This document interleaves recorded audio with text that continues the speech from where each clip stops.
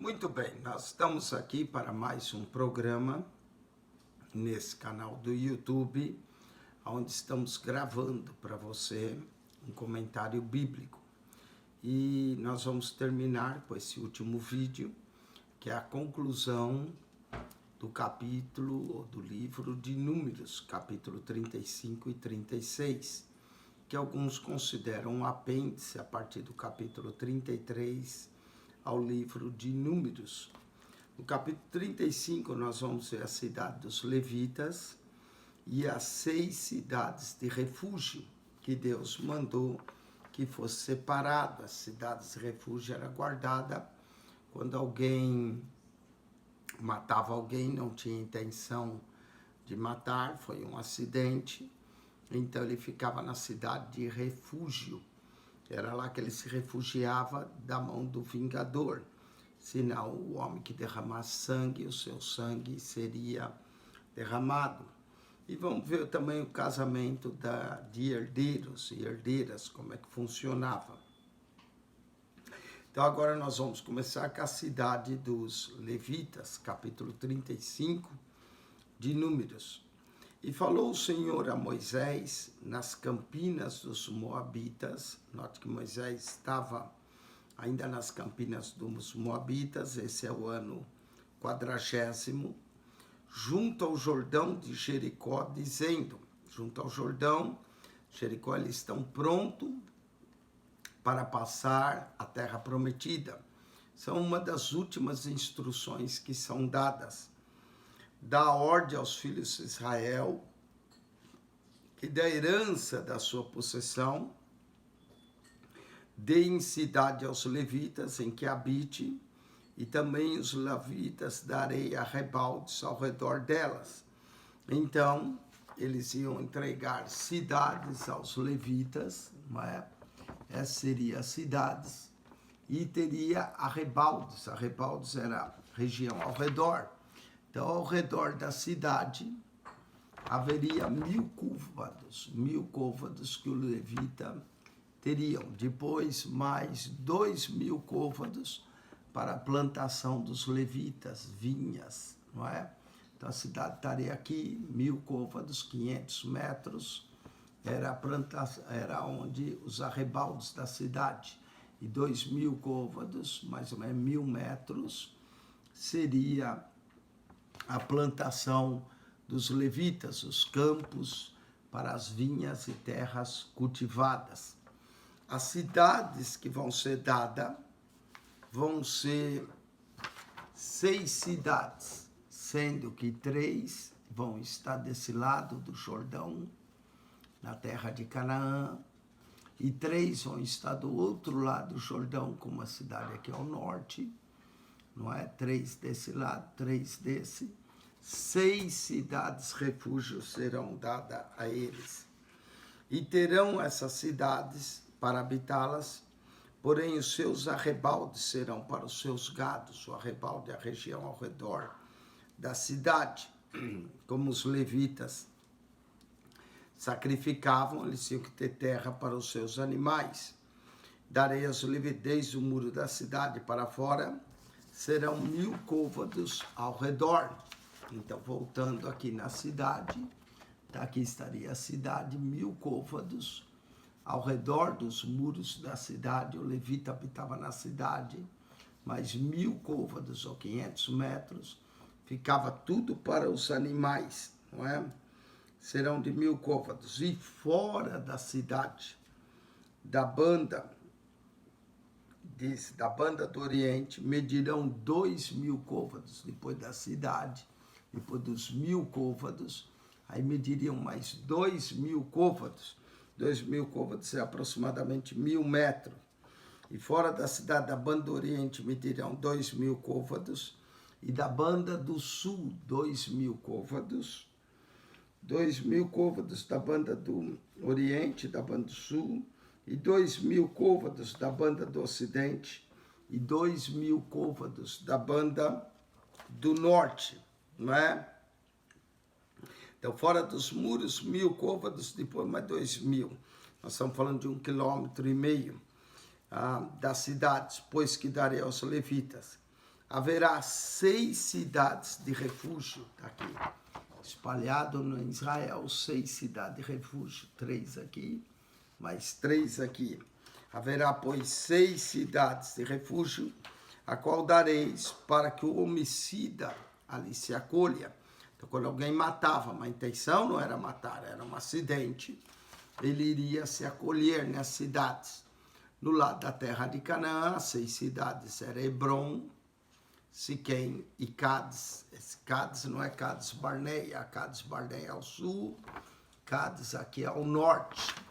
E na Jordânia era Golã, Ramote e Bezer. Essas são as 6 cidades, as quais dareis para que o homicida ali se acolha. As cidades eram chamadas cidades de refúgio.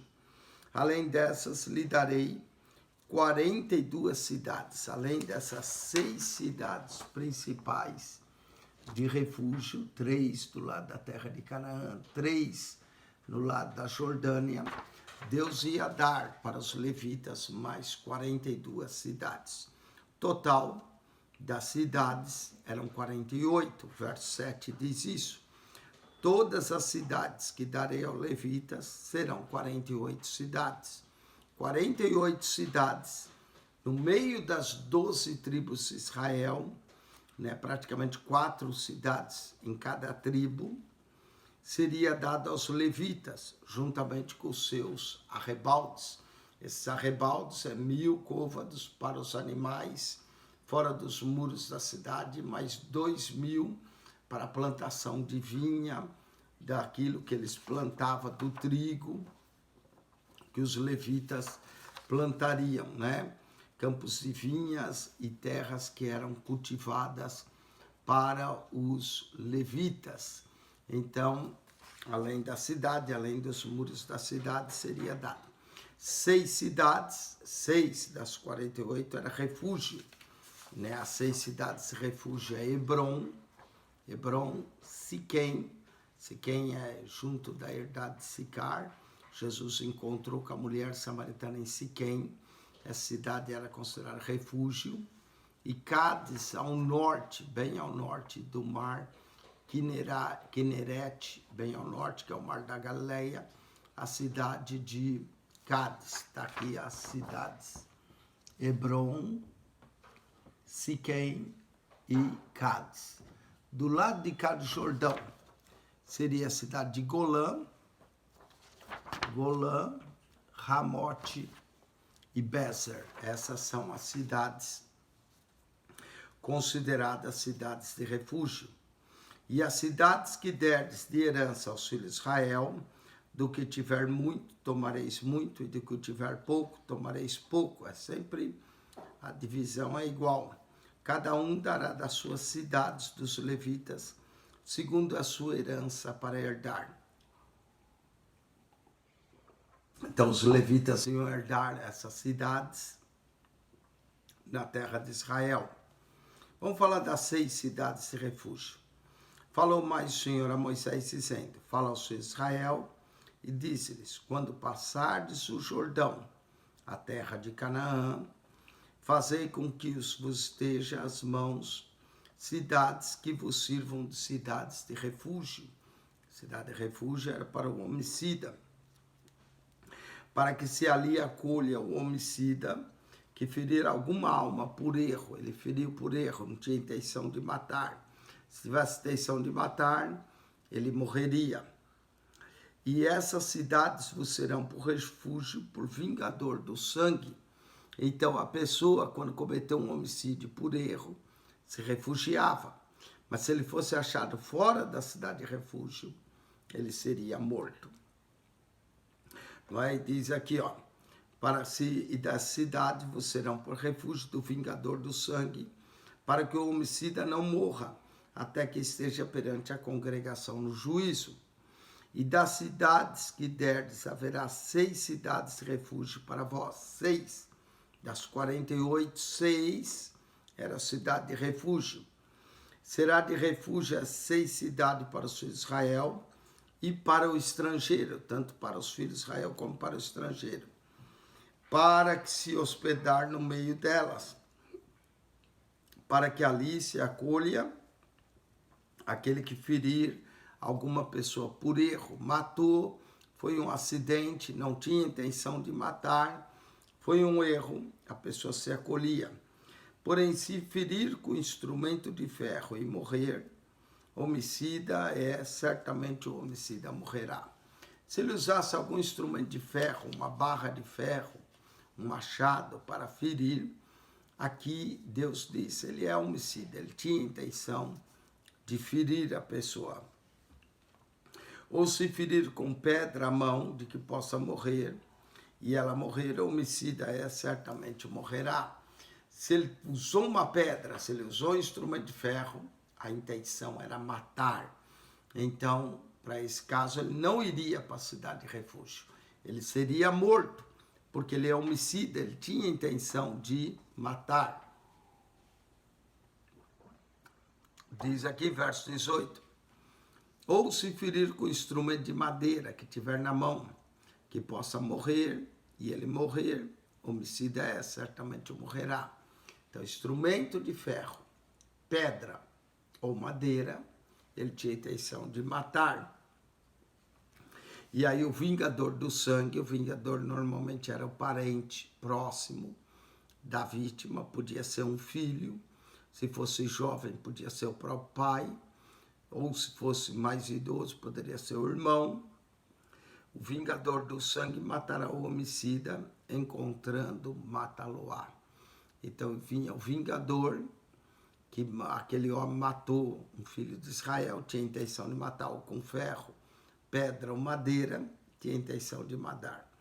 Se também a empurrar com ódio, ou com intento de lançar contra ele alguma coisa e morrer, ou por inimizade a ferir com a sua mão e morrer, certamente morrerá o feridor. Eles podiam também estar num penhasco e a pessoa empurrava. Ele tinha intenção de matar. Se ele feriu com a sua mão, a intenção era matar. Não é certamente morrerá o feridor. Homicida ele já tinha ódio da pessoa. E o vingador do sangue, encontrando o homicida, o matará.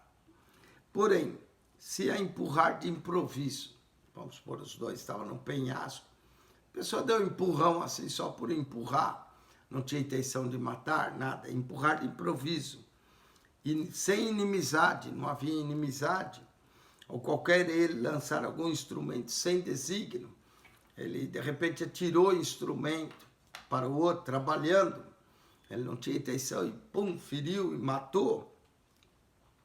Ou sobre ele cair alguma pedra sem o ver, de que possa morrer e ele morrer, de repente estava pondo as pedras e uma pedra escapou, caiu em cima do outro, não tinha intenção, e ele morrer, e não era seu inimigo, nem procurava o seu mal, podia ser até um amigo construindo uma parede, uma casa, uma pedra caiu, não tinha intenção de matar, nem procurava o seu mal. Então a congregação julgará, era a congregação que julgava, entre o feridor e o vingador de sangue, segundo essas leis.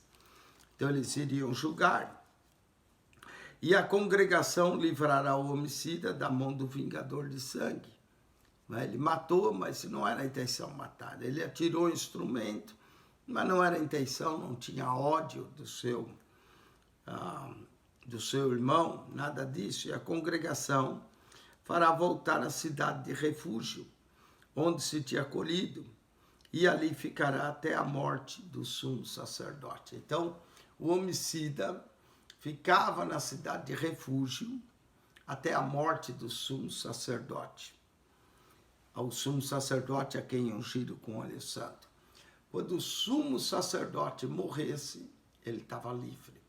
Então ele ficava preso, praticamente preso numa cidade, não podia sair. Se o vingador o encontrasse fora da cidade de refúgio, novamente as cidades são Hebrom, Siquém e Cádiz, do lado do Jordânia, do outro lado na Transjordânia, Golã, Ramote, Bezer. Essas eram as 6 cidades, e ele ficava lá acolhido até a morte do sumo sacerdote, a quem ungiram com um santo óleo. Também quando ele matasse, ele já se refugiava na cidade até ser trazido a julgamento. E aí a congregação decidia se ele era culpado ou não, se havia ódio ou não do seu irmão. Porém, se de alguma maneira o homicida sair dos termos da cidade do seu refúgio, onde se tinha acolhido, ele saiu dos termos, e o vingador de sangue o achar fora dos termos da cidade do seu refúgio, se o vingador de sangue matar o homicida, não será culpado do sangue. O vingador achou a pessoa fora da cidade. Ele era o vingador, tinha matado um pai, um irmão. Ele achou a pessoa está fora da cidade. Ele podia matar ele podia vingar o sangue, porque quem derramasse sangue, seu sangue seria derramado. E se o vingador o matasse, ele não seria culpado do sangue. Pois, verso 28, deve ficar na cidade do seu refúgio, até a morte do sumo sacerdote. Mas depois da morte do sumo sacerdote, o homicida voltará à terra da sua possessão. Então, o homicida tinha que, de alguma forma, ficar lá até a morte do sumo sacerdote. Se o sumo sacerdote já fosse velho, né, ele ficaria menos anos na cidade. Se o sumo sacerdote ainda fosse novo, e a chance dele ficar na cidade de refúgio era muito maior, se bem que o sumo sacerdote podia morrer repentinamente, mesmo sendo novo, e aí o sacerdote que tivesse ungido com óleo santo, morrendo, a pessoa estaria livre, não é? Aqui é uma tipologia bonita. Nós também estávamos presos na nossa cidade de refúgio, no nosso pecado. Mas quando o nosso sumo sacerdote morreu na cruz, Jesus Cristo, nós ficamos livres, nós fomos libertos, não é? Essa é uma tipologia bonita, comparando Cristo como nosso sumo sacerdote, sua morte nos libertando da cidade de refúgio. Verso 28, pois deve ficar na cidade de refúgio até a morte do sumo sacerdote. Mas depois da morte do sumo sacerdote, o homicida voltará à terra da sua possessão. E essas coisas vos serão por estatuto de direito às vossas gerações em todas as suas habitações. Isso era o estatuto, né? Havia os mandamentos, havia os estatutos, havia as ordenanças, não é? Ordenança era aquilo que Deus ordenava, estatutos era como esses, e os mandamentos eram não matarás. Todo aquele que ferir alguma pessoa, conforme o dito das testemunhas, lembra que era preciso sempre 2 testemunhas, matarão o homicida, mas uma só testemunha não testemunhará. Uma só não era suficiente para condenar o homicida contra alguém para que morra. Era sempre preciso 2 testemunhas. E não tomarei expiação pela vida do homicida. Era preciso 2 testemunhas e não havia expiação desse pecado. Que culpado está de morte, antes certamente morrerá. Então era preciso 2, uma testemunha não era suficiente. E Deus não aceitava expiação pela vida, né? O culpado deveria morrer. Também não tomarei expiação por aquele que se acolher na cidade do seu refúgio, para tornar a habitar a terra até a morte do sumo sacerdote. Morreu o sumo sacerdote, o homem da cidade de refúgio estava livre e não precisava fazer expiação. Verso 33, assim não profanareis a terra em que estais, porque o sangue faz profanar. Quando Caim derramou o sangue de Abel, Deus disse, o sangue do teu irmão clama a mim, né? A terra que derrama muito sangue. Então Deus reservou as cidades para não profanar a terra. Assim o sangue faz profanar a terra, e nenhuma expiação se fará pela terra, por causa do sangue que se derramar nela. senão com o sangue daquele que se derramou. Não haveria um animal que podia morrer. A expiação era feita, aquele que derramasse sangue, o seu sangue seria derramado em expiação. Verso 34 do capítulo 35. Não contaminareis, pois, a terra na qual vós habitareis. Lembra que a terra era santa, como Deus era santo, era a terra da promessa que Deus fez a Abraão, Isaque e Jacó, no meio da qual eu habitarei. A terra era santa, porque Deus ia habitar com eles. Pois eu sou o Senhor e habito no meio dos filhos de Israel. Amém? Deus queria habitar com eles, mas Deus não pode habitar no meio do pecado. Por isso a terra tinha que ser santa e não podia ser profanada. Vamos para o capítulo 36, que é o último capítulo do livro de Deuteronômio. Esse capítulo fala das heranças, só tem 13 versos, esse último capítulo, e assim completa os 36 capítulos, os 1288 versos do livro de Números. E chegaram os cabeças dos pais da geração dos filhos de Gileade, filhos de Maquir, filhos de Manassés, das famílias dos filhos de José, e falaram diante de Moisés e diante dos maiorais cabeça dos pais dos filhos de Israel, e disseram: o Senhor mandou dar essa terra a meu senhor, por sorte em herança aos filhos de Israel. E a meu senhor foi ordenado pelo Senhor que a herança do nosso irmão Zelofeade se desse suas filhas. Volta aqui o caso das filhas de Zelofeade. Esse caso é interessante, ele é mencionado 3 vezes no livro de Números, As filhas de Zelofeade.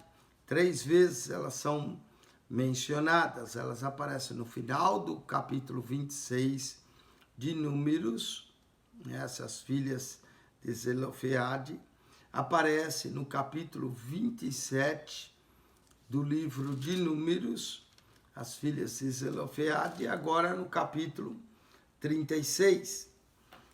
E vamos ver, o problema não era a herança que elas iam receber, é quando elas se casassem.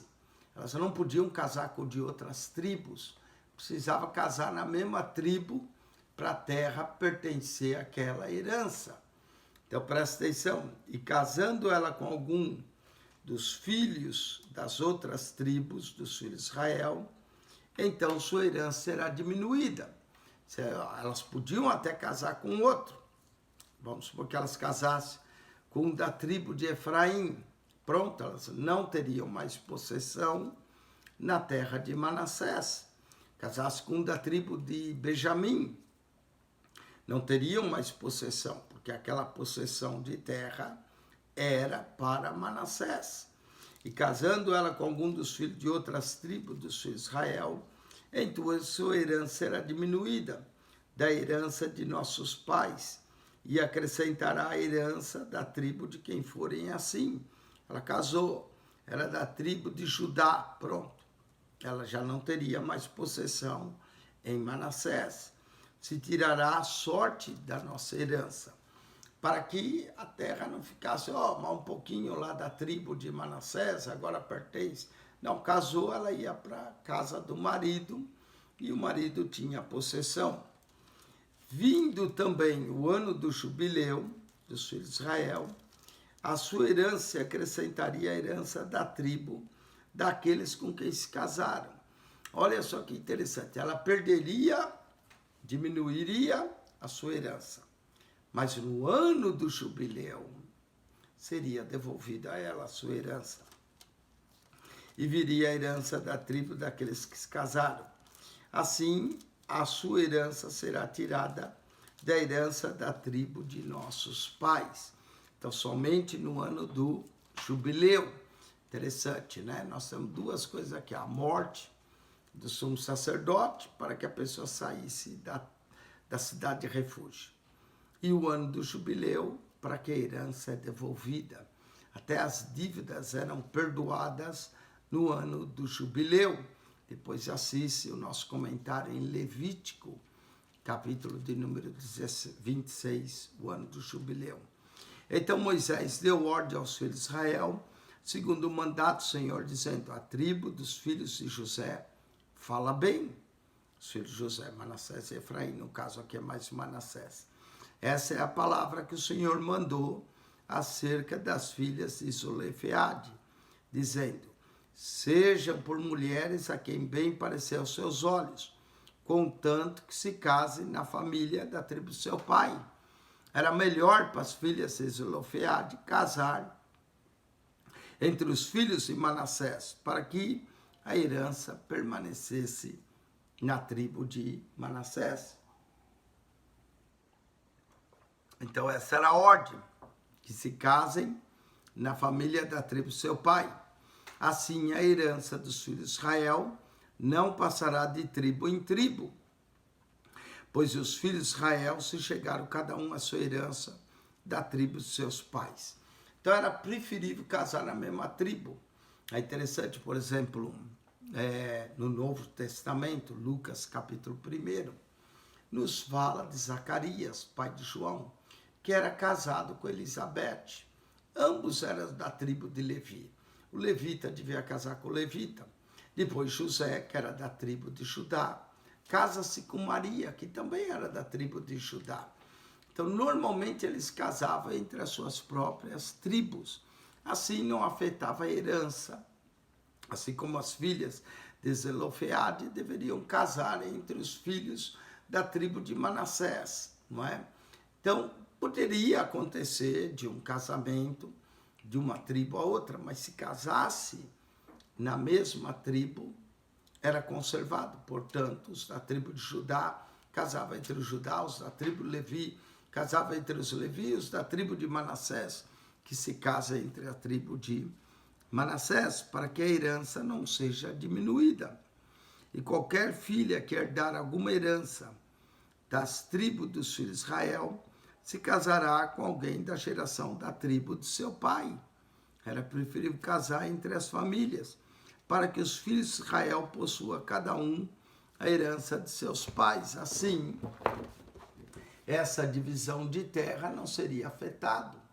Então não haveria problema. Por exemplo, uma filha de Judá casava com um filho de Rubem, poderia a herança ser afetada e diminuída para que a herança permanecesse, as terras permanecessem. Era melhor casar entre as próprias tribos, cada um na herança de seus pais.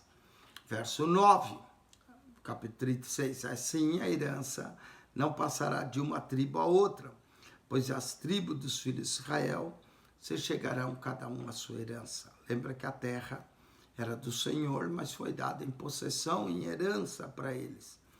Como o Senhor ordenara a Moisés, assim fizeram as filhas de Zelofeade.